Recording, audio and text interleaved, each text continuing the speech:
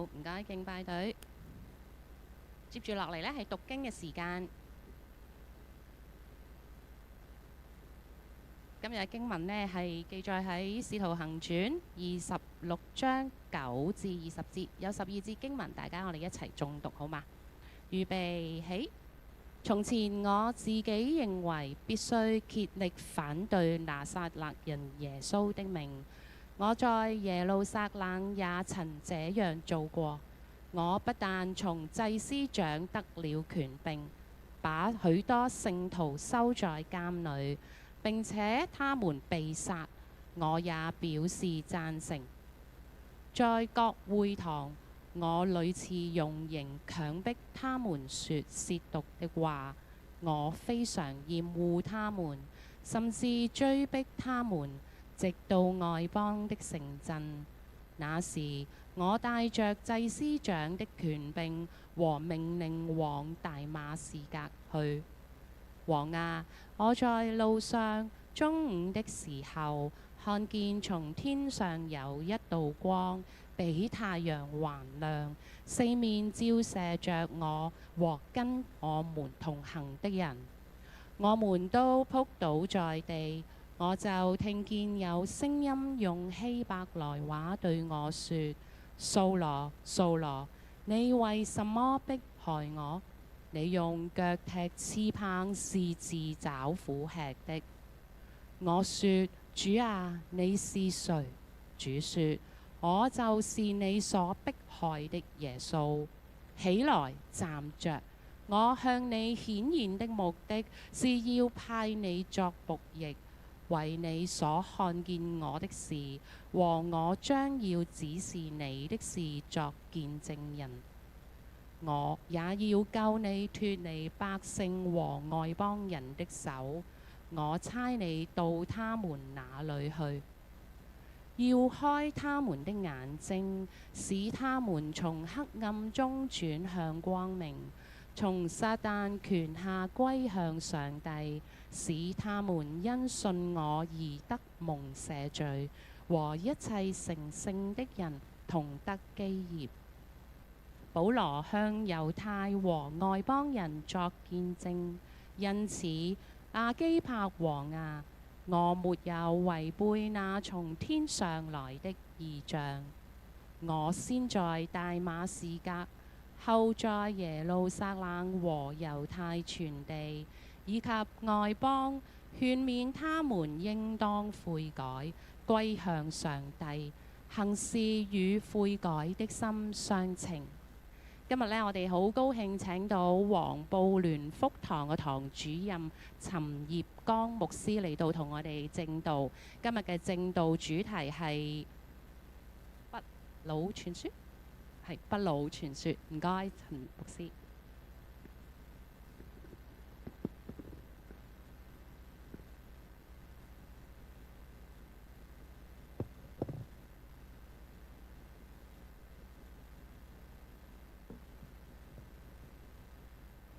弟兄姊妹平安，我想問下咧，呢度有冇係成90歲以上嘅弟兄姊妹嘅？有冇啊？都仲好後生喎，你哋啊！我教會咧大話咧就有成20幾位咧係90歲以上嘅弟兄姊妹嚇。咁咧就非常之嘅開心。咁所以咧，我今日嚟講咧就係講不老傳說嚇，唔知係咪我哋教會特別有一個恩典啦嚇，即係90幾歲咧都仍然可以健在嚇，喺個裏邊咧，我哋就做咗一個頒獎禮。哇！人活到90歲係咪應該值得慶祝先？咁所以咧，我哋全部請晒佢哋出嚟，然後頒張證書俾佢。呢個係生命嘅冠冕，值得嚟到慶賀嘅，係咪啊？喂，你有冇諗過你係可以去到90歲㗎？冇㗎，即係諗住即係點啊？你就想啦，香港之所以長壽呢，其中一個原因就係梗有一間急症室喺你隔離，仲有香港嘅救護車係舉世無雙。因為喺呢個咁密集嘅社區，老實講，你想走你都冇咁容易嘅。分分鐘就係一個電話就救翻你啊！所以咧，你冇諗住咧，你一定去唔到90歲，呢個未必係你所想像咁樣樣嘅。有時一個嘅電話，馬上就有救護車幾分鐘可以救你。咁你諗下，你咁長命，你諗住點過呢？不老傳說嗱，我哋團契咧有個咁嘅情況嘅長者團呢，佢哋咧就每一次呢一個嘅聚會之前呢，就嚟一個祈禱會，咁啊好緊要嘅喎，因為我哋嘅長者團契呢，係講緊全部最後生嗰個係80歲，咁於是乎呢，咁樣上去呢，咁我哋幾十人喺度聚會呢，於是乎呢，佢哋就開始祈禱啦。咁你估祈咩呢？祈咩呢？祈今日腳痛啦，聽日頭痛啦，後日肚痛啦，跟住手又痛啦。咁咧，如是者呢，哇！我次次去親聚會呢，祈足半個鐘頭以上，都係祈求呢，就嚟到喺個裏邊呢，求神醫治呢樣醫治嗰樣。哇！我心諗我幾時開始聚會呢？人有兩種嘅方向，永遠都係講緊我活着係為乜嘢？人係會有生老病死，人醫好咗，亦都會再病。咁樣如果我一生嘅時間，我淨係求冇病，病就得醫治，咁會點啊？咁我要一生好多嘅歲月，原來都係求自己呢，能夠可以平平安安、健健康康，曉行曉走，咁就係過你一生。冇錯，呢個我哋都要祈禱。我哋話唔使祈禱，而係講緊，但係我哋活着係為乜嘢呢？然後就為咗修補補咁就過我哋一生，定還是我哋一生係期望上帝喺我生命裏邊係有一種嘅目的，然後唔單止我好好咁活、健康咁活，仲要有意義咁活、精彩咁活，呢個先至係我哋期望嘅。所以有日我就請咗我個外父嚟講見證。我外父正就係90歲，佢以前呢好得意嘅，佢就話呢咁上下呢。佢有日話俾我哋聽，就即係我聽唔到嘢㗎啦，我應該聾咗㗎啦。我咁大件事，你有冇睇過醫生啊？冇喎。咁啊就話冇睇過醫生，你都知道自己聾嘅。我聽唔到嘢，咁咪聾咯。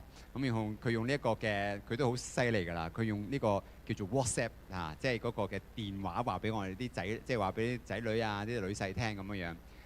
咁阿女咧就好好啦，喂，你無論如何都睇下醫生先啦，唔好咁武斷啦，咁去睇下醫生喎。結果係咩事咧？係冇錯，係塞咗個耳仔啫。通咗之後呢，一天光晒。佢呢唔知道，好似到70歲啊，到咁上下呢，佢就唔參加旅行啦，就唔去旅行，唔坐飛機噶啦。點解呢？係因為呢，即係有一日呢，佢參加報團咯。報團一聽到話啱啱你咁高齡噶啦，對唔住啦，旅行團係唔侵你玩噶啦，因為買唔到保險噶啦。咁於是點啊？咁與從此之後呢，佢就唔去旅行啦，因為佢話呢，旅行團都唔收，即係話呢，話俾佢聽呢就高危啦，咁就唔得噶咯喎。不過呢，最近呢，佢個女非常之唔甘心，阿爸，你活到咁長命，你乜嘢你都唔做，咁唔得噶喎，唔得。於是乎呢，佢從加拿大翻嚟呢，就嚟到喺個裏邊呢，捉我外父呢，就去即係參加一個郵輪假期。咁啊，佢哋呢，就坐飛機，第一次坐飛機咯喎，為咗個女。佢豁出去喎，於是乎咧就坐飛機就去咗上海。上海咧再坐郵輪，郵輪嘅裏邊佢就我哋有家庭崇拜。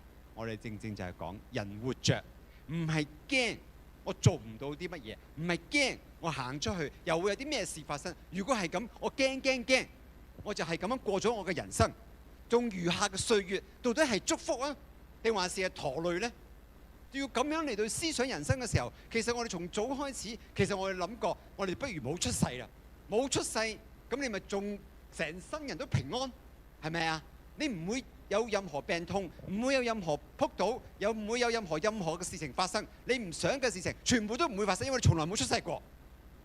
喺呢個嘅郵輪假期裏邊，我哋即係我有份啦，我女婿啦，係咪？咁佢嘅女咧，佢其中我老婆咧都係牧師嚟嘅，咁佢於是乎咧。就喺嗰度，就同佢做一個嘅家庭崇拜。哇！嗰日我外父聽得好開心，因為佢女親自同佢講正道，亦都親自邀請佢要好好咁活。哇！結果呢，精彩咯！然後我哋就食飯啦。你知嗰啲郵輪咧，全部都即係啲講英文嘅，即係咁就通常佢都唔講嘅，就俾我哋嗌嘅。啊，今次唔係攞住個菜單，然後咧就篤，就咁篤，就叫阿 waiter 過嚟，就咁篤俾佢睇，唔使我哋嗌。因為話我篤呢樣篤嗰樣，咁佢點啊？咪一樣溝通到，使咩講英文啫？人能夠有一種嘅勇氣、眼光，你行出去，你總有辦法能夠繼續嚟到做神所交託俾你嘅嘢。冇一個歲數係講緊我哋呢樣唔得，嗰樣唔得。不老，我哋人生咧唔會長生不老嘅嚇。如果唔係咧，就即係我哋就嚟賣藥㗎啦嚇。即係你知啦。年紀咁上一大咧，你最容易俾人嚟到喺嗰啲錢就攞走晒啦，全部都係賣藥嘅，係咪啊？你去邊度旅行咧？咩幾多錢免費咧？最緊要係咩賣藥啊？最緊要食咩好飲咩好？你咁樣嚟到去即係有個咁樣嘅心嚟到去睇咧，你死緊㗎啦嚇！即係你基本上咧，你活到老咧就俾人呃晒啲錢㗎啦，因為個個都話你咧，呢個世界冇不老，即係人係會老嘅。不過老嘅到底係你嘅身體啊？定還是係你嘅心境呢？有人幾十歲仍然係好有活力、精神，但有人即係好後生，已經日日都驚，即係返工，日日都驚仔女唔知點樣樣。所有嗰種嘅壓力，其實同你嘅心境好有關係。到底你相唔相信神俾你嘅恩典係足夠用？有一次有個細路走嚟同我祈禱啊，咪就係佢阿媽帶佢個女嚟祈禱。因為阿女咧就要去即係德國留學，咁咧佢就嚟到同我講，幫阿女祈禱啦咁樣。咁啊好啊，咁啊崇拜後佢帶架女過嚟啦，咁啊就問阿女：你想牧師點樣為你祈禱啊？咁樣，咁佢就應該好有準備嘅。我想咧嗰度就可以適應得好啲啦，我又唔識講德文，我要學德文，我又好有壓力啦。坐飛機我未試過一個人坐啦，咁希望咧能夠有平安啦。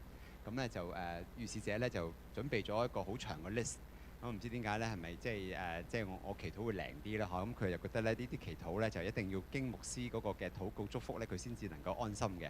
咁我望住佢，我都有啲呆咗咁多咁長嘅 list， 咁即係我記性差㗎嘛，大佬啊！你10幾條我記得幾條已經算係咁啦，你考我咁，於是乎咧就咁就講咯喎。我真係望住佢，我望住我同佢講：邊個對唔住，我一樣都唔會為你求。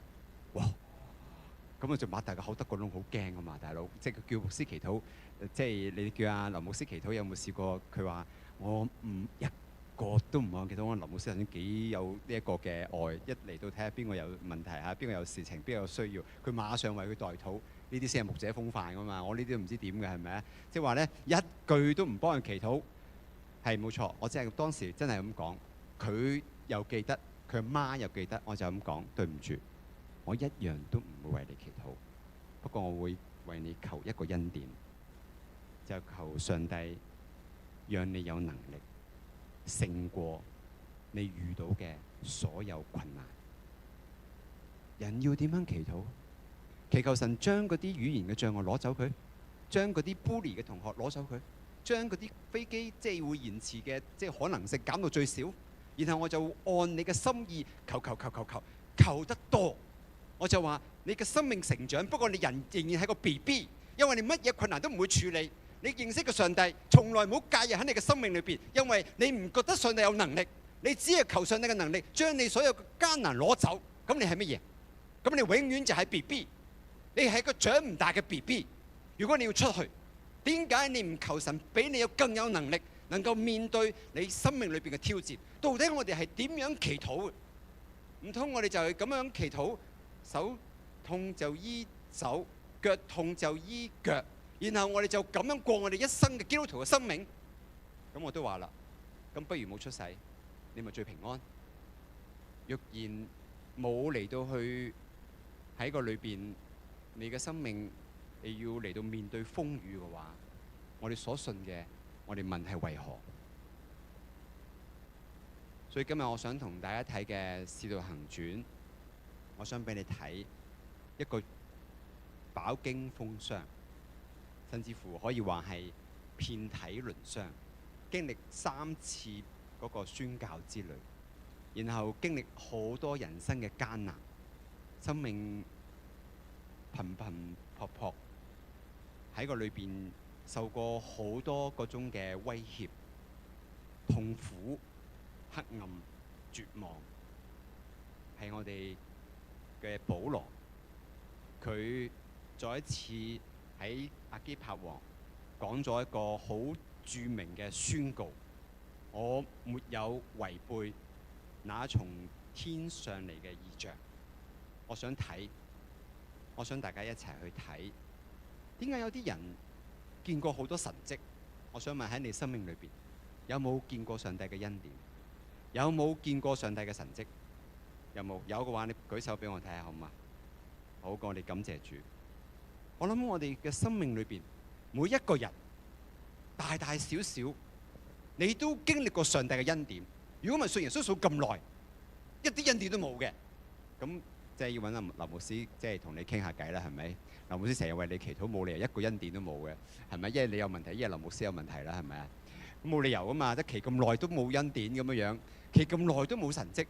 不過有一個好特別嘅情況就係，有幾多嘅恩典，有幾多嘅神蹟，係一直能夠喺你嘅心裏邊係時刻都記住，而至呢個恩典喺你嘅困難裏邊，喺你絕望嘅裏邊，永遠都係你嘅能力，永遠都係你嘅盼望。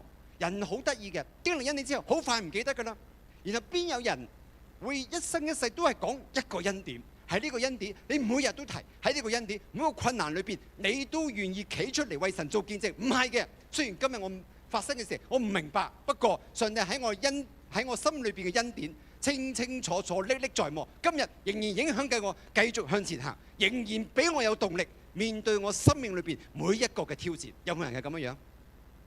保羅喺佢生命裏邊，佢講嚟講去都係講緊大馬色路上嘅經驗，講嚟講去都係呢個經歷裏邊，佢點樣遇見佢嘅上帝，然後無論低谷，無論高峰，佢仍然捉緊喺大馬色路上邊嚟到遇見上帝嘅恩典。好似其他嘢唔再重要，重要嘅就係嗰一次嘅恩典，唔單止改變佢一生，而且係改變嘅係佢每日，唔係留喺過去，仍然係今日最重要嘅時刻。喺權貴，喺嗰啲嘅總督，喺嗰啲亞基帕王，喺眾多嘅猶太人嘅面前，各樣嘅權貴嘅面前，佢企出嚟，仍然話俾人聽，今日佢心裏邊仍然記掛住嘅，仍然影響佢嘅，都係大馬色路上面點樣遇見耶穌，一個飽經風霜，一個唔係講緊有求必應，唔係講緊所有危難可以嚟到去打得破，但佢就喺嗰度再一次講返大馬色路上面嘅經驗，係令好多人在場非常之嘅動容。佢嘅心仍然好似當年嘅心，紅紅嘅心，熱血嘅心，為咗上帝喺嗰時候悔改，就喺嗰時候一生忠誠。即係我哋問一個咁樣嘅心係點樣嚟到去捉得緊，係點樣仍然能夠喺個心裏邊永遠年青，好似唔識老。我諗喺今日我哋會睇嘅就係喺《使徒行傳》裏邊講嘅兩個大嘅段落，每次讀有時都係講緊係讓我哋可以嚟到去思想一個咁樣嘅即係生命係點樣練成嘅呢？保羅喺第26章其實係已經俾當其時嘅羅馬總督，曾經兩個總督就掟嚟掟去，好似人球咁，一個就要錢，一個就係要名，但係就保羅就冇滿足佢哋，所以佢哋唔放。明明知道保羅係無辜嘅，不過仍然將個波咁踢。然後去到喺個嘅過程，佢喺一個猶太嘅王叫做亞基帕王面前，佢繼續為自己嚟到辯護。有時諗，如果係你會點樣辯護？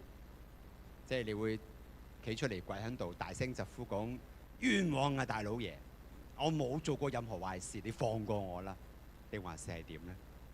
保羅唔係咁睇，保羅佢認定呢一個其實係佢真正嘅舞台，患難逼迫嗰種人對佢嘅審判，反而喺佢嘅信念裏邊係要將呢一個變成佢嘅舞台，佢喺嗰度為自己嚟到申辯，然後亦都嚟到介紹佢係一個咩人。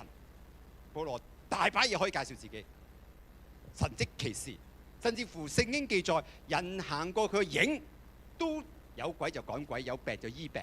一個咁樣嘅人，經歷一個上帝咁嚟到去恩典嚟到去捧起嘅人，佢要講嗰種嘅神蹟奇事，可以講3日3夜，你都保證都仲係津津樂道。你會唔會攰嘅？不過佢一句都冇提。當一個咁樣嘅舞台呈現喺佢面前嘅，佢只係嚟到去坦白，嚟到去招供。從前我自己認為必須竭力反對拿撒勒耶穌的名，我在耶路撒冷也曾這樣做過。佢講佢點樣對唔住耶穌。我不但從祭司長得了權柄，把許多聖徒收在監裏，而且他們被殺，我也表示贊成。在各會堂，我屢次用刑強迫他們說褻瀆的話，我非常厭惡他們，甚至追逼他們，直到外邦嘅城鎮。那時我帶着祭司長的權柄和命令往大馬色士革去。王啊，我在路上，然後就講。你知唔知佢講緊乜嘢？一個保羅喺咁多年嘅裏邊，其實佢所有嘢已經洗白白。呢段陳年嘅往事喺佢即係人生最高峰嘅時候，係令佢非常之嘅難堪。佢變咗左右不是人，一直都被逼迫。但係佢今日再提，佢喺所有嘅辯白之前冇講佢係一個完全人。佢講佢曾經係逼迫耶穌嘅，曾經係殺害聖徒嘅，曾經佢用咗好多手段嚟到追逼佢哋。佢承認，因為喺佢嘅生命裏邊，永遠睇自己係一個罪人中嘅罪魁。佢對唔住耶穌，係耶穌赦免佢。人能夠咁樣睇自己，呢個係反咗我哋嘅時代。我哋嘅時代點樣睇自己？我哋嘅時代永遠覺得自己係世界嘅中心，永遠講緊人約你即係幾個朋友。我喺教會裏邊成日要處理嘅就係咧，就咩事咧？其實好小事，小事不得了，一個團契嚇。咁我哋喺度聚會。咁聚會之後咧，就大家咧，因為有事一個散東西。咁有個姊妹咧就今次嘅聚會嚟唔到，不過佢好想同弟兄姊妹食飯。咁於是乎咧，佢就講喺聚會嚟到咧就想等人一齊食飯。點知全部大家散晒啦，佢就好唔開心。點解唔開心啊？佢話佢哋唔侵佢玩，佢哋咧就掛住咧就即我咁辛苦趕翻嚟，但係就冇人留喺度食飯，咁就全部散晒，咁就唔開心。幾廿歲人㗎咯喎，咁就點啊？覺得自己被遺棄，覺得自己被孤立，覺得自己被孤立，即咁都可以嚟到喺個裏邊要生要死。點解啊？因為我哋永遠覺得我哋係世界嘅中心。今日我哋唔開心嘅事情，永遠都係講緊兩公婆嗌交嗌乜嘢？嗌咁講緊一樣嘢就係點解我最需要你嘅時候，你唔喺我身邊？哇！大佬，我點知你幾時係最需要你嘅？我幾時我知道你嘅情緒係低谷㗎？就算喺你身邊，我都唔能夠喺個裏邊好似神一樣知道你想點，然後我就點啊？我就撲到嚟你要水啊？你要按摩啊？你要慰問啊？你要我陪同啊？我係人嚟㗎。我冇辦法知嘅，但係我係世界嘅中心，就係你唔啱。我講咗你唔記得，有冇搞錯啊？我提過你幾多次，你唔理呢邊，即係用心你要記住。哇！你還你，我還我，你講過嘅嘢，你就要我一定記得，你要我一定去做啦。你係邊個？我哋永遠長唔大，因為細個嗰時候，我哋就係世界嘅中心。個萬千嘅即係即係呢個嘅即係雲彩咧圍住你轉。但人大個其實係點啊？我哋唔能夠咁樣噶啦，我哋要照顧其他人嘅。人會忽略你，人會即係嚟到喺裏邊即係唔知道原來你係咁樣嘅，係因為點解？人信得過你，因為你已經可以承擔，你已經可以喺裏邊照顧更多嘅人。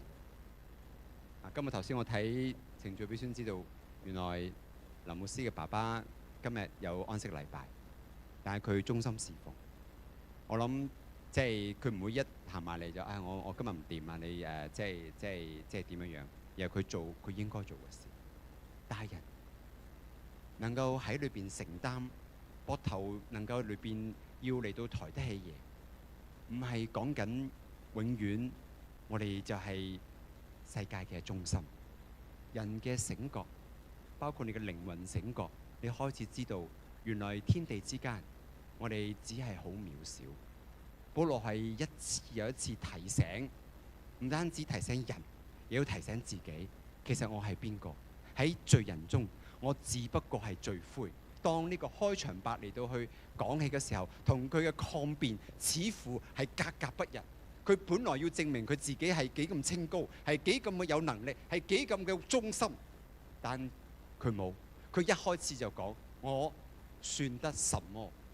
只不過係一個搞錯事嘅人，只不過係一個逼迫信徒嘅人，只不過係喺度即係一個 trouble maker， 係一個搞麻煩嘅人。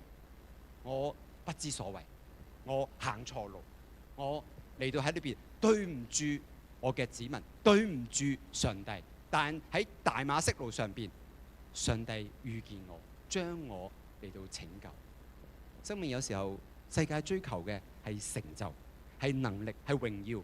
然後喺嗰度，我哋可以做乜嘢？做乜嘢？做乜嘢？但從來喺屬靈嘅裏邊，剛剛相反。人能夠睇見自己嘅渺小，就能夠嚟到喺裏邊信服上帝嘅大力。人因為自高自大，所以永遠都係講緊點解啲嘢冇問過我嘅？點解啲嘢我唔知嘅？點解啲嘢唔係我話事嘅？人到底你係越嚟越大喺裏邊越傲慢，定抑或是我嘅生命係因為嚟到服侍同埋認識我上帝，讓我更加嘅渺小？喺教會侍奉得多，係咪覺得教會乜嘢都要問過你？喺教會侍奉得耐，係咪覺得教會好多嘢我都應該嚟到控制？喺屋企慢慢喺個裏邊，細路哥成長，家長應該點樣嚟到去做家長？我哋往往嗰種衝突就係點啊？我唔會放過你，因為我覺得我比你大。好多樣嘢，當我哋侍奉神耐咗嘅時候，我哋竟然覺得嗰啲嘢係老奉。我哋成日都要解答好多問題，點解神讓呢啲嘢發生喺我身上？點解神讓嗰樣嘢發生喺我身上？點解唔會發生喺你身上嘅？你係邊個？我做過好多嘢嘅喎，我識好多嘢嘅喎，我好有才幹嘅喎，我喺教會裏邊即係樣樣都嚟到喺裏邊打點嘅喎，咁又如何？我哋係邊個？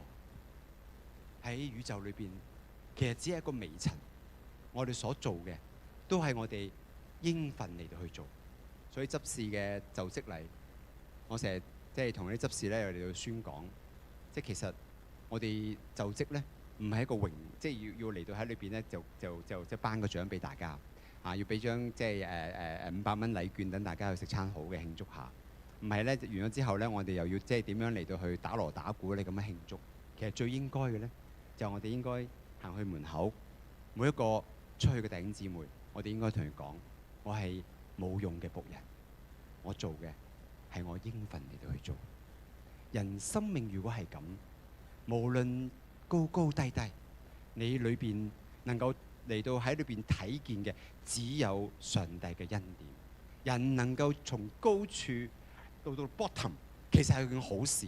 你發覺人能夠去反省，能夠嚟到喺裏邊更新，永遠唔係喺你最高嘅時候。你最高嘅時候，只係諗住點樣嚟到維持，點樣嚟到去即係有咁勁得咁勁。因為世俗話俾你聽，你要更勁。如果你又要咁，即係有咁嘅才幹，你就要再想嚟到去發揮你嘅影響力。當你咁樣嘅時候，呢個你就撞咗邪。聖經從來唔係咁樣講。係要讓基督嘅恩典喺人嘅軟弱上邊顯得完全。我哋去台灣嚟到去宣教，台灣個山區裏邊原來都係非常之艱難。佢哋好多市區去嘅牧者喺山上邊一事無成。山上邊有好多嘅年青人，因為我哋去啲原住民嘅地方，佢哋吸毒，佢哋飲酒，佢哋係唔會聽嗰啲人講，冇人返教會，凄凄涼涼。佢哋講緊一樣嘢，有啲係讀完博士學位嘅牧者去到嗰度，去牧養一間幾十個人嘅教會。我話大材而小用，但係佢同我哋講，佢唔係咁睇。佢話一棵樹長得高，根就應該生得深。我做嘅嘢唔緊要，但期盼上帝祝福呢一個嘅子民，幾多年幾多歲，其實佢都願意留喺度。我非常之佩服呢個山區，我好想鼓勵佢哋，但係點樣鼓勵？即係一班咁樣嘅人，忠心默默耕耘，喺出邊有好多大教會想請佢哋去，但係佢哋願意留喺嗰度。最出名嘅就係我非常之佩服一位牧師，佢有同我講一個故事。佢細個咧喺學校咧曾經咧就即係成績算幾好嘅，但係咧佢就有個同學咧就讀書唔成，就成日同佢玩嘅。結果咧有一日喺操場俾佢個老師，你都想像唔到啊！即係幾廿年前啊，一巴升過去，做乜打我啊？做乜事啊？佢話點解你會同一個即係讀書咁渣嘅人去一齊玩？你簡直咧就喺個裏邊咧，即係不知自愛，咁咪一巴打過去喎。跟住同佢講咗一句説話：一朵鮮花係唔應該插在牛糞上邊。好多年，好多年，好多年，佢慢慢消化呢件事。佢話咧：我而家知道點樣嚟到去回應老師講過呢句説話，因為佢喺山區裏邊默默耕耘咗好多年，佢開始做呢個有機耕種。希望留得住嗰啲嘅年青人，亦都對大地有一份嘅熱愛。佢覺得將好多化學肥料嚟到咁樣嚟到去糟蹋呢塊地，有違上帝嘅心意。佢希望能夠終佢一生去守護。但係佢本身唔單止神學，佢農業嗰邊都攞咗個博士學位。一個咁樣嘅人，無論大學無論教會都爭住請，但係佢就留咗喺一個30-40人嘅教會裏邊繼續服侍。但係佢而家嘅理解就係乜嘢呢？一朵鮮花應該就係插喺牛糞上邊，就唔應該擺喺台面上邊。一個放喺台面上面嘅鮮花，好快就會枯萎。但係插喺牛糞上邊呢，正唔正啊？你想唔想啊？你就會不停有營養嚟到供應，你揾到你生命嘅意義，因為你會開得更加嘅燦爛。但係你想唔想？當我哋見到牛屎嗰時，你會點啊？劈都劈唔切啦，係咪？走都走唔切，聞到陣味就已經走啦。好似我哋面對困難同風雨，我哋走都走唔切。但永遠嗰啲嘢，其實係最能夠造就一個人生命，最能夠更新人嘅生命。我哋成日更新生命，點樣更新？係咪唱幾首歌就可以更新？讀幾次聖經就可以更新？我哋個腦裏邊就覺得自己喺度更新緊，其實係呃緊自己。從來冇真實嘅磨練，人係唔會改變嘅。仍然係一個 BB， 所以鮮花應該插喺邊度啊？牛糞上邊嘅。生命嗰種嘅強壯咧，係應該被風雨同埋困難嚟到襯托嘅，然後人先至能夠響好多好多嘅地方為神做見證。所以保羅喺佢個舞台嗰裏邊，佢見證嘅係佢生命裏邊嗰種為神持守嘅道，佢能夠繼續行落去。我喺台灣山區裏邊，其實我哋學好多嘢，從來唔係我哋嘅宣教，佢教曉我哋好多嘢。喺上年呢，我哋就即係個教會呢，我哋又喺個裏邊去上邊嚟到有一個聚會。我呢個聚會，我覺得我冇資格去講咩道，我只係想有一個見證同佢哋分享，係講緊。我哋有個姊妹，佢好後生，係我哋嘅詩班嘅詩班長。咁有一日夜晚，佢就中風，而且係喺個腦裏邊爆咗3次。醫生話俾佢聽，基本上佢要嚟到我哋教會啦、屋企人啊做好準備，佢隨時會走噶啦。過唔到嗰晚，嗰晚黑即係佢丈夫，我去到醫院，佢丈夫攬住我，佢係咁喊，係咁喊，因為晴天霹靂，即係食完一餐飯啊，佢太太就講，去到救護車，佢太太知道自己應該唔得噶啦，於是乎同佢講對唔住。佢先生係咁攬住我，就不斷咁問點解佢要講對唔住？點解佢要講對唔住？我嘅丈夫無論去到邊，我都會照顧佢。點解佢要走？佢唔明，不過佢話佢唔會埋怨，希望神俾佢有恩典。結果呢，真係喺個裏邊奇蹟地佢過咗危險期，但係喺嗰時候因為 Covid， 佢冇辦法去探訪佢嘅太太。咁喺最後打開即係開放嘅時候咧，佢可以再嚟到探佢太太嘅時候，佢太太已經瞓喺床上邊，即係成身癱瘓，講唔到嘢，亦都認唔到佢。喺嗰個咁嘅場合，佢真係叻仔。丈夫做啲乜嘢咧？佢跪喺佢太太面前，捉住佢太太嘅手，就嚟到同佢講：無論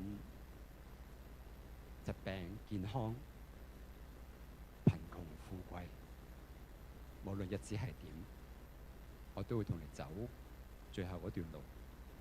我一直會喺你身邊，一生一世。佢重新再嚟到講返當日喺婚姻裏邊講嘅婚約。我想佢兩個喺個裏邊再一次喺人面前宣告上帝喺佢哋生命裏邊。結果太太奇蹟地係一日一日過好返。有一日我見到佢識行，我就同佢講：以後你入嚟禮堂崇拜，你應承我，你奉耶穌嘅名，你行入嚟，唔好再坐輪椅，一步一步，幾慢都好，你行入嚟。佢聽我講，從此以後佢入禮堂就係咁行入嚟。行入嚟嘅時候，敬拜隊喺度敬拜，冇一個人可以再唱到歌，喊到出唔到聲。每個見到佢嘅人都喺個裏邊非常之嘅激動。佢唔單止行嘅禮堂，可以喺詩班裏邊嚟到獻詩。當佢企出嚟，其實我哋已經唔要求佢有任何即係能夠喺個裏邊跟得到跟唔到，其實已經唔再重要。當佢可以着住個詩班袍喺人面前獻詩嘅時候，佢見證嘅就係喺佢嘅軟弱裏邊，上帝嘅恩典係點樣嘅完全。我諗呢一個嘅見證勝過千言萬語，所以我想佢兩個同我一齊去台灣，一齊去做呢個見證。但我發覺原來姊妹呢係唔可以出境嘅，因為佢叫做心智唔健全嘅人，因為佢整個人其實已經按着醫學上邊，其實已經係即係冇辦法再清醒做決定。但係奇蹟地喺上年佢 pass 咗，佢嘅精神狀態竟然可以出境。我哋成間教會有成90幾嘅弟兄姊妹一齊去台灣，為佢兩公婆見證佢哋喺山區裏邊嘅宣告，就係上帝嘅恩典喺人嘅軟弱上邊要顯得完全。我哋冇辦法嚟到去避免生命裏邊嗰種嘅衝擊、意外同埋困難，但係我哋能夠經歷嘅係上帝嘅恩典足夠我哋用。就係呢幾年嘅裏邊，佢哋就用生命嚟到用一個咁嘅見證喺山區裏邊宣講，上帝先至係王，上帝先至有權柄去掌管呢個山區。呢個山區要交俾神。嗰度有成10間嘅教會同我哋一齊敬拜，同我哋一齊經歷呢個恩典。重新佢哋就喺嗰度嚟到去講翻嗰個婚約。弟兄就真係識做，喺嗰度乘機再一次俾翻個結婚戒指俾姊妹，兩個傻傻更更就喺個台上邊完成咗一個咁嘅見證。但係上帝會使用佢哋，冇辦法避免中風帶嚟嗰種嘅即係困難，但係佢哋嘅心唔係講緊點解神唔看顧我，點解神讓呢啲事情發生。佢係地運就喺我面前一路講，牧師，我唔會埋怨，我只係信上帝有恩典。我話你咁叻仔嘅，點解你會識咁樣講嘅？其實你可以，我哋諗翻轉頭，再消化翻，其實你可以講任何嘢嘅。你第一眼見到我，其實你要講，你幫我祈禱啦，你點啦，你可以解釋個病情啦，乜嘢都冇，口水鼻涕一齊流嘅時候，佢只係講一句，重複又重複講一句，我唔會埋怨。似乎喺佢生命裏邊有個爭戰，生命佢唔係覺得自己係老奉要有恩典，老奉就要比所有人都更好嘅。我哋唔知點解我哋做基督徒之後竟然有個咁嘅諗法，就係我哋信咗耶穌之後，好似益咗神咁樣樣，神一定要祝福我。所以點啊？你可以眯埋眼行出馬路，唔會俾車死啊！我哋都係正常人，我哋會病，我哋會老，我哋會有好多軟弱，但呢個唔係重點，重點係我哋有神，呢啲嘢從來唔配成為我哋嘅恩典。冇話信耶穌一定一帆風順，一定係個保你平平安安、長命百歲。只係咁講，我嘅一生，我已經校好咗我嘅焦點喺我生命裏邊，我知道乜嘢先至係對我最寶貴。所以保羅係一次又一次喺患難、喺沮喪、喺氣餒嘅時候，佢重新再校翻個焦點。係上帝先至配得成為佢嘅焦點，其他嘢根本唔配。所以佢做咗好多嘅選擇，然後行到今日呢一步，佢就能夠喺亞基帕王嘅身邊，喺所有人嘅注目嘅裏邊，佢要講乜嘢，佢要講乜嘢，佢要講乜嘢，佢就係講大馬色路上面事，冇任何嘅心意。佢唔係要取悅呢班人，佢唔係要討好呢班人，佢要話俾佢聽，佢嘅焦點死咁，永遠咁捉緊嘅，就係與神相遇嗰刻，改變咗佢全部嘅生命。因為上帝先至係佢最重要嘅，喺佢裏邊最睇重嘅恩典係嚟自上帝。所以真正讓人震撼嘅生命係一個謙卑嘅生命，喺一個生命裏邊唔係靠我哋嘅本事嚟到去見證神，而係因為我哋嘅軟弱，上帝嘅眷顧係讓人知道一個係點樣嘅神，讓基督顯大。如果喺我哋嘅軟弱，喺我哋嘅困難嘅裏邊，我哋因着上帝能夠得平安。我哋出邊有風暴，今時今日出邊立立亂，係咪？我成日講，點解我哋基督徒都要生要死？乜唔係出邊有風暴，我哋裏邊更加能夠見證嘅係裏邊嘅平靜。點解人要死你又要死，人抑鬱你又抑鬱，人冇盼望你就要跟住嚟到喺裏邊，即係要生要死？乜唔係喺我哋裏邊有一個嘅保守同埋能力，俾我哋心裏邊永遠有一份平安，係用上帝嘅恩典去服侍呢一代，去服侍你身邊嘅人，去見證上帝係一個點樣嘅上帝，就唔係個個聚埋喺度圍爐，然後就醫病咯、趕鬼咯，即係仲點啊，即係揾工咯、揾女朋友咯。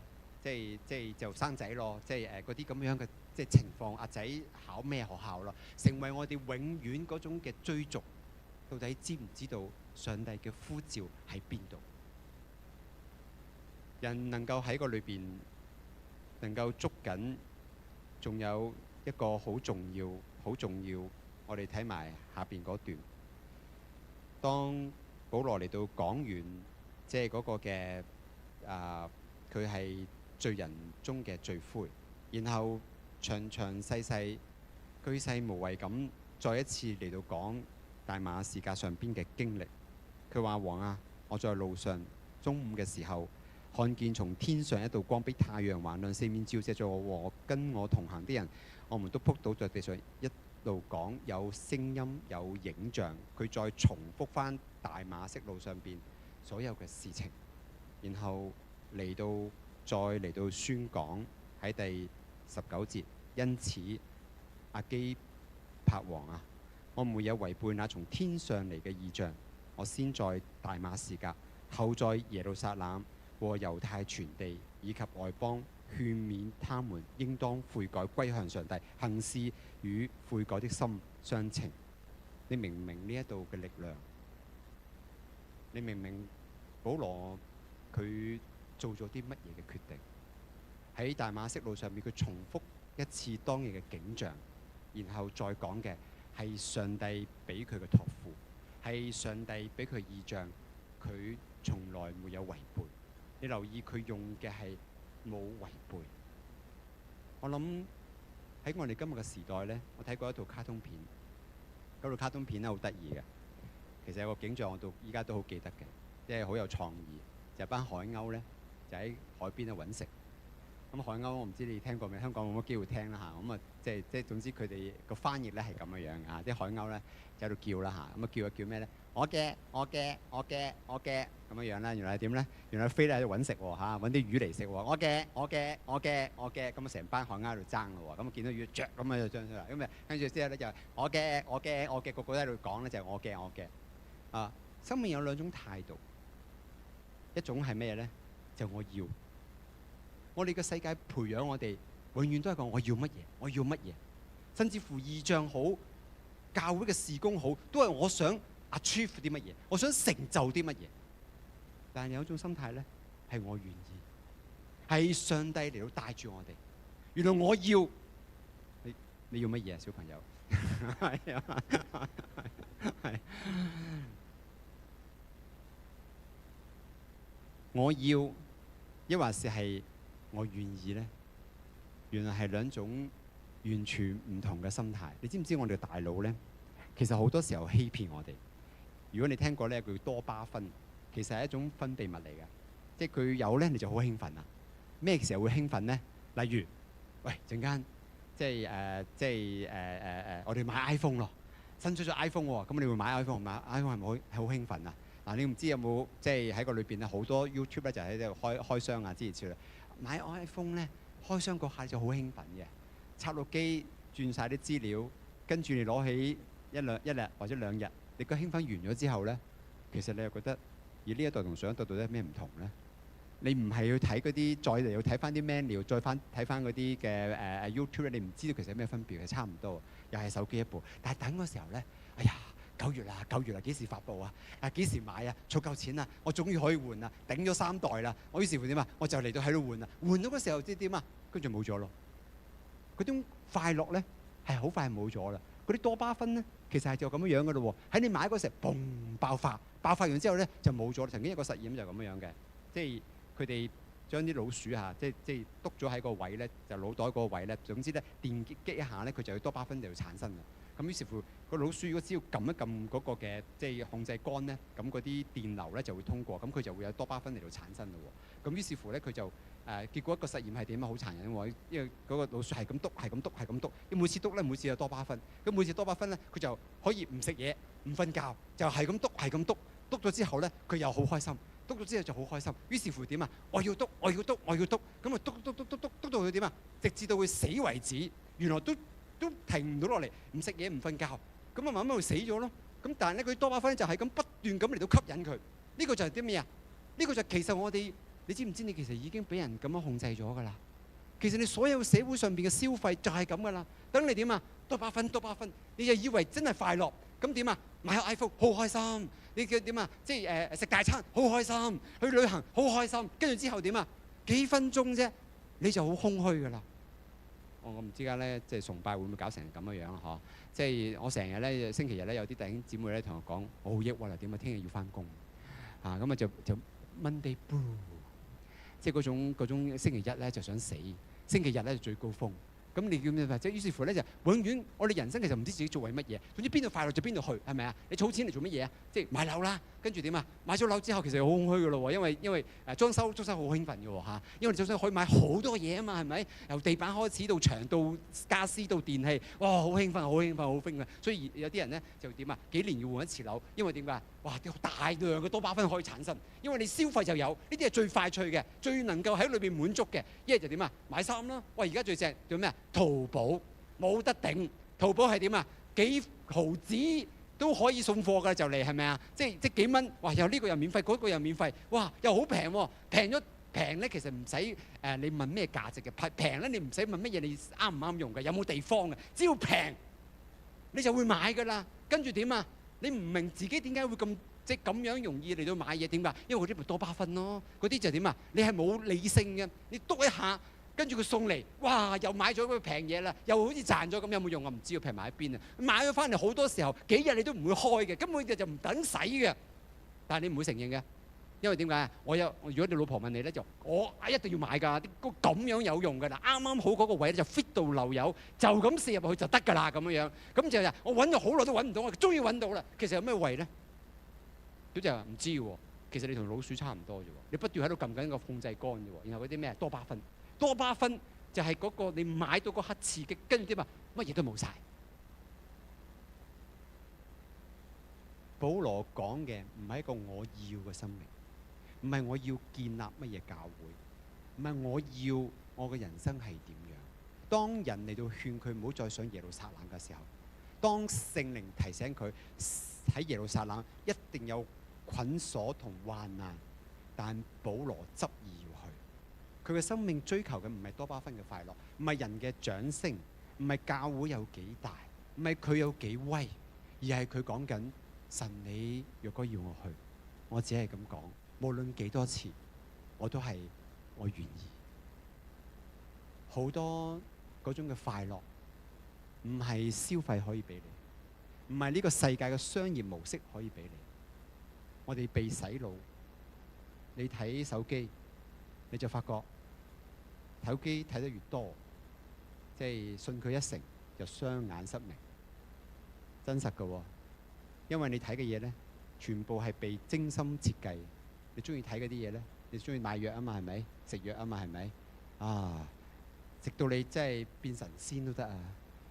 樣樣嘅廣告就追住你嚟啊！你要健康，我就俾健康；你要靚，我就俾靚；你要肌肉，我就俾肌肉；你要乜嘢，我就俾咩你。而就你嗰種咁嘅消費模式係不斷刺激你成為一個多巴胺嘅追求者，但從來你唔會追求異象。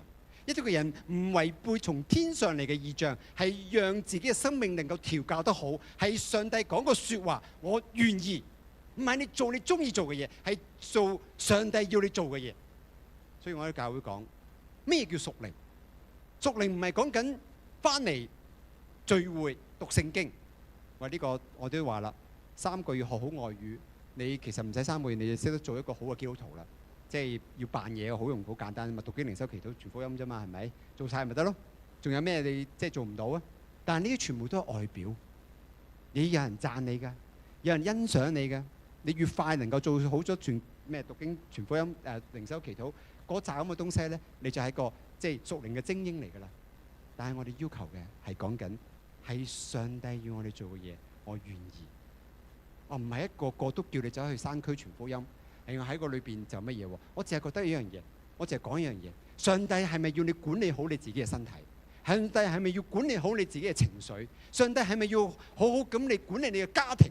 然後你先有資格嚟到管理教會。一個人能夠喺個裏邊又有管理嘅權柄，呢個係上帝創造人嗰時候賦予俾人一個最大嘅權柄。但人話我自己都管理唔好自己，不過我想管呢樣管嗰樣。人如果唔能夠管理自己嘅身體，憑乜嘢管理自己嘅情緒？管理唔好自己嘅情緒，又點樣管理自己嘅靈性？如果我身體我都冇辦法打理，我又點樣嚟到去講俾人聽？我願意嚟到去持守上帝俾我哋嘅吩咐。所以所有嘅嘢變咗全部都係做俾人睇。生命到底係我要啊，定還是一個我願意啊？我願意嘅生命，神係成日都可以同我講嘢，成日唔係講嗰啲哇，美國會點啊，中國會點啊，唔係講嗰啲喎，係講你應該今日做啲乜嘢，甚至乎應該食啲乜嘢。喺一個心裏謙卑，永遠覺得自己係渺小嘅人，佢願意上帝常常同佢嚟到講嘢，從生命嘅每一步嘅細節，佢願意嚟到去聆聽，願意去遵守。我喺10年前呢，有個電單車嘅車禍，我呢就即係撞到前邊之後呢，就成個被拋咗出去，咁啊好即係驚險咁樣打咗2-3個關鬥，真嘅喎嚇。咁飛咗去隔離嗰條線嗰度，喺將軍澳隧道。咁啊好彩呢，喺隧道呢，就啲車行得唔夠快。咁就冇喺嗰裏邊就跟住就即係即係去咗第二個即係時空啦嚇。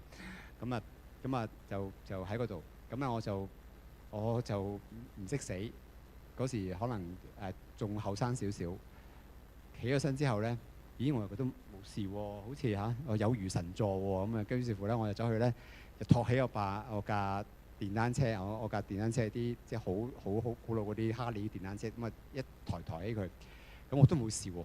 哇！諗住真係犀利啦嚇，即係神嘅恩典幾大係咪？咁啊揸架電單車就翻去教會，停咗架車就上去洗手間。哇！一去到行到去呢個操場，直情喐都喐唔到，即係流晒冷汗。原來發覺咧，跟住就睇醫生啦，跟住搞啦。原來我兩節嘅尾龍骨咧就歪咗。自此之後咧，我連行路咧行得多咧，我都會即係成隻腳痹晒。其實我就好中意跑步嘅。咁即係我係即係跑呢個嘅即係馬拉松。咁但係咧就自此之後咧，我跑唔到步。每一日我都祈求上帝，你可唔可以俾我能夠有機會即係行翻跑翻？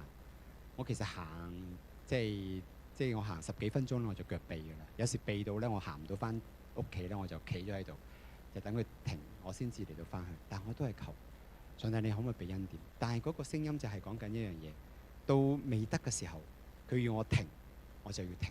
我開始聆聽我心裏邊嗰個聲音。有一次咧，我去做嗰啲物理治療嘅時候，我弟兄就話：其實你可以試下超慢跑喎。咁啊真係未聽過喎。因為我發覺咧，就算咁樣堅持，我堅持咗2-3年之後咧，我行嘅路又多咗咯喎。就算我睇埋政府醫生，睇埋即係嗰啲 X 光片，佢就話我個唔單止歪咗啦，因為年紀咧就退化啦。咁啊退化之後再生骨刺啦。咁我都係再問：咁我跑唔跑得翻步㗎？咁阿護士咧就非常之嘅即係唔客氣，不過我都一當頭棒喝：先生，你知唔知咩叫退化啊？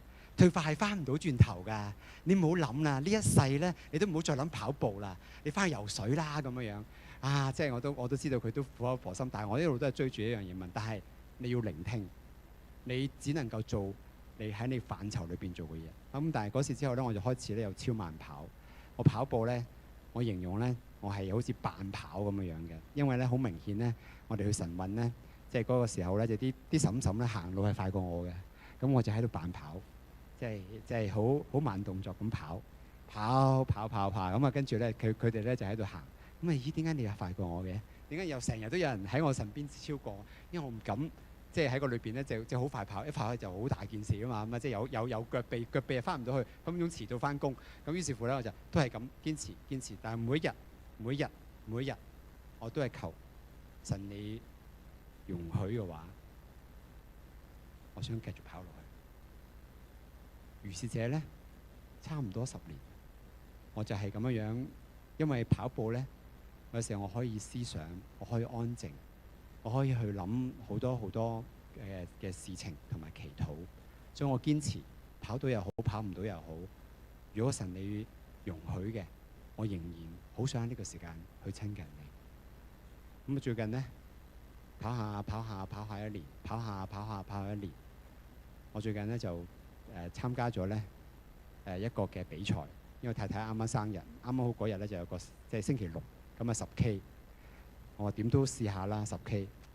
咁真係試下跑咯喎。咁好令人驚訝呢，就我一上到跑咯。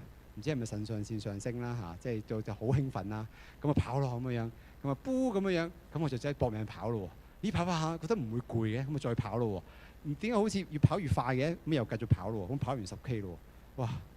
嗰個即係非常之嘅驚訝，我覺得係個神蹟嚟嘅。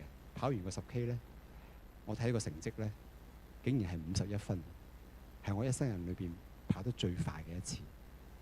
我諗呢個我唔係想講。即係喺身上邊，我哋點樣去製造神蹟？而係當一個人，你願意按着神嘅 order， 唔係呢個世界嘅 order， 你願意按着上帝嘅帶領，你係一步一步跟隨，從你嘅小事上邊嚟到中心，從你管理你嘅生活、你嘅身體、你嘅人際關係，然後你先至喺個裏邊嚟到睇見上帝就可以將更大嘅託付嚟到俾你。今日我哋太快跳得太快，一下就講異象。其實異象屬於教會嘅，唔係屬於你嘅。但你裏邊點樣嚟到配合，係從你嘅日常生活嘅操練嚟到配合，就唔係一跳就跳到我點樣嚟到傳福音拯救萬民。其實使鬼你傳救萬民，神一個手指已經搞掂晒。你要去學嘢啦，你要聆聽啦，你要謙卑啦，你喺嗰度睇見上帝嘅作為嘅時候，讓你嘅人知道你只不過係一個微塵，然後喺嗰度希望能夠嚟到嗌醒你，你嘅靈魂需要甦醒，而唔係一種傲慢嘅心態，覺得我信耶穌好多都係老諷。到保羅呢個年紀，佢仍然能夠有一個不老嘅心態，係因為佢永遠覺得自己渺小，佢永遠覺得佢應該聆聽嘅係上帝嘅説話，唔係佢想點佢想點，佢有啲咩期望，呢個唔重要，重要嘅係上帝你想點，我願意。所以到今日，佢仍然可以亞基帕王嚟到講，那從天上嚟嘅異象，我冇違背，佢冇背負上帝嚟到俾佢嘅託付，以至到佢一生。無論行到唔行到，將來係點，佢只係忠心做每一日嘅事情。你諗下，嗰個係乜嘢嘅時候？係一個保羅年老嘅時候，飽歷風霜嘅時候，可能佢同亞基帕王講嘅時候，佢唔係着西裝，唔係喺度打住長呔，而係佢係舉起佢嘅鐵鏈，佢嘅身體喺哥林多後書裏邊講。佢被鞭打5次，每次40減1下，總共195下嘅鞭打。有啲人3兩下就已經頂唔住，皮開而肉爛。3次被棍打，1次俾石頭打，次次都係冇命嘅。同埋有海難，有被弟兄逼迫，嗰啲人為咗殺佢不吃不喝，咁樣嘅危難，極度嘅高壓，每一日都從生死嚟到擦邊而過，行過幾萬公里嘅路，垂垂老矣。身體雖然衰殘，但當佢做起見證，舉起佢滿身嘅傷痕，仍然喺度講：我從來沒有違背那從天上嚟嘅異象。係一個人有一個願意嘅心，讓神帶領佢行完更深嘅路。讓我哋一齊嘅禱告。天父，求你聆聽我哋嘅心，有幾多個心係被你嚟到去觸動？求你聽佢哋嘅禱告，誠實嘅禱告，從心嚟到發出嘅禱告，你必不輕看。天父，如果我哋有悔改、有悔罪嘅，有睇到自己嘅不是嘅，有求你聖靈喺我哋當中嚟到光照，幫助我哋重新倚靠你。求你帶領我哋，好似當年一樣，無論今日我哋咩境況，但當我哋呼求嘅時候，求你赦免我哋，求你仍然捉住我哋嘅手，俾我哋知道係你先至係王，讓我哋能夠將自己再一次交俾你，讓你帶我哋走完呢一生嘅路。無論今日我哋幾多歲，呢個唔係最重要，俾我哋仍然有一個年輕嘅心，有一個識得向你呼求嘅心，有一個仍然盼望你再來嘅心，俾到我哋喺今個時代，我哋能夠走入人群，為你做見證，唔係憑我哋嘅本事，係因為我哋嘅軟弱，被你嘅恩典嚟到去完全。求主，你聆聽我哋每一個喺你面前嘅禱告，願你喺我哋當中嚟到去充滿感動，亦都讓我哋離開聚會之後，仍然深深嘅記得當年你俾我哋嘅託付。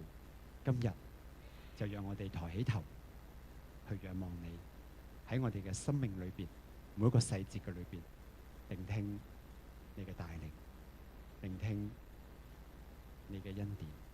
多謝主，祈禱奉主名求。